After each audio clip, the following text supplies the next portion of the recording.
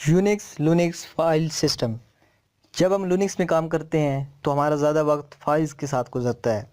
Unix کی ایک بڑی خوبی یا طاقت یہ ہے کہ یہ تمام فائلز کو ایک ہی طرح سے ٹریٹ کرتا ہے.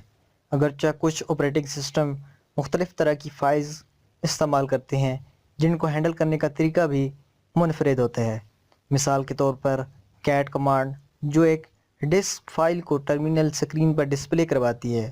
اس کے ساتھ ساتھ یہ کمانڈ فائل کو پرنٹر پر بھی بھیج سکتی ہے. جہاں تک کیٹ کا تعلق ہے، پرنٹر اور ٹرمینل ایک ہی چیز ہیں اور یہ یونکس کی دوسری فائلز کی ہی طرح ہیں. اس طرح یونکس ہماری کریٹ کی گئی فائلز اور آپریٹنگ سسٹم کی اسٹینڈرڈ فائلز میں بھی کوئی فرق نہیں رکھتا. جہاں تک یونکس کا تعلق ہے، ایک فائل ہے. اس مستقل مزاجی کی وجہ سے فائلز کے ساتھ کام کرنا آسان ہوتا ہے اور ہمیں ہر نئے کام کرنے کے لیے اسپیشل کمانڈ لکھنے کی ضرورت نہیں ہوتی. کیٹ کمانڈ کی طرح اکثر ہم ایک کمانڈ کو مختلف مقاصد کے لیے استعمال کر سکتے ہیں.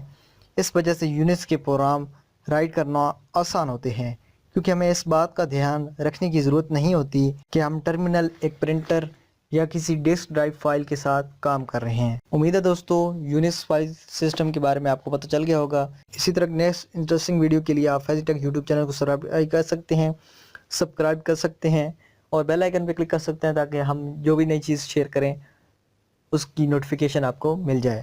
Thanks for watching. اللہ حافظ.